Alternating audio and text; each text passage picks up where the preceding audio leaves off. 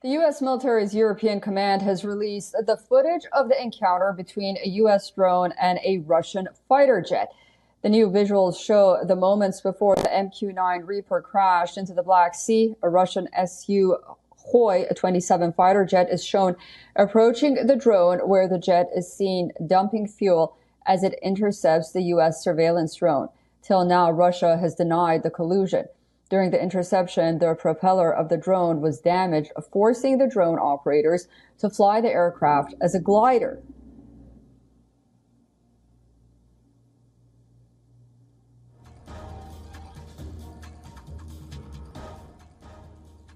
Earlier, defense ministers and military chiefs of the two countries held a rare telephone conversation. U.S. Defense Secretary Lloyd Austin said that he had spoken with Russia's defense minister about the incident, however, declined to offer much detail of the call. Meanwhile, U.S. Top General Mark Milley said that the drone would be difficult to recover given the depth of the water in the area. The comments came after a top Russian official said that Moscow will work to retrieve the wreckage.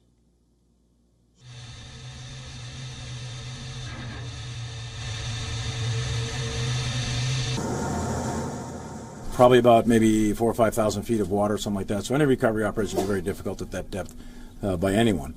That's the first point. Secondly is, true, we don't have any ships there, but we do have a lot of allies and friends in the area.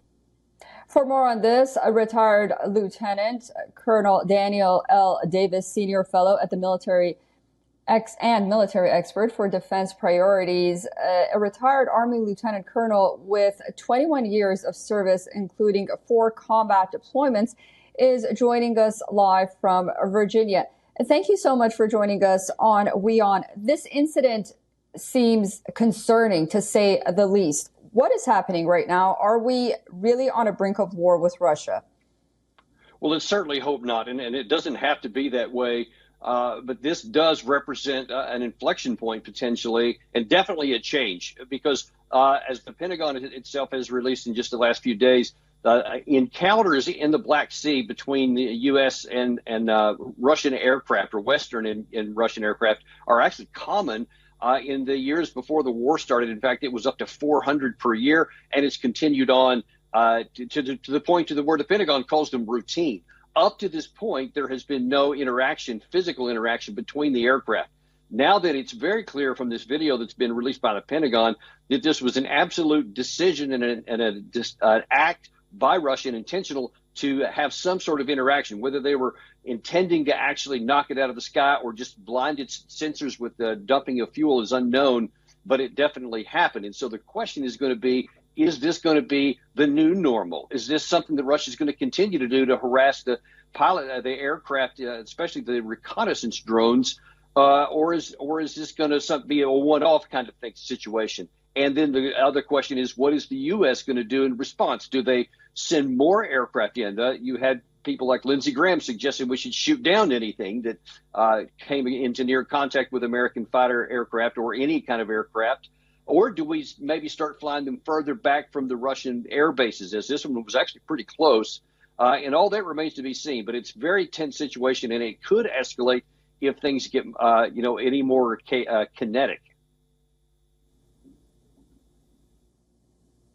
Colonel, why isn't there an appetite to de-escalate this situation, not just with the United States and Russia, but with the Ukrainians and Russia as well, notably on Capitol Hill? I mean, you mentioned Lindsey Graham. It almost seems like he's asking for some kind of confrontation. Well, I mean, that's the net result of what he's asking, which is why it's really bad advice, which it doesn't appear that the White House is going to be taking that kind of advice, and let's hope they continue down that path. But your other question is really more pertinent in this situation, because the biggest risk that has existed from the beginning has been that any kind of, whether miscalculation, mistake, an accident, something like this happened that's not intended, but then it sparks something bigger, which could cause a clash between NATO and Russia. And of course, because of the number of nuclear weapons on either side of that calculation, the consequences of that could be catastrophic. It is absolutely in the interest of the United States and certainly of NATO that we seek to de-escalate this situation, to bring this war to a rapid conclusion as quickly as we can. And of course, the Ukraine side is opposed to that right now, and understandably so, because they were invaded. There's a foreign military on their borders and that physically possesses their land. But at some point, we have to realize that militarily, there's just almost no chance that Ukraine can drive Russia out of its territories. And so then the question becomes, do you keep on trying to do something that won't succeed, causing even more of your people to be killed, more of your cities destroyed, or do you find some way to bring this to an end and at least stop the destruction of your country? Thank you so much for that analysis, and we look forward to speaking to you again very soon. Lieutenant Colonel Daniel L. Davis.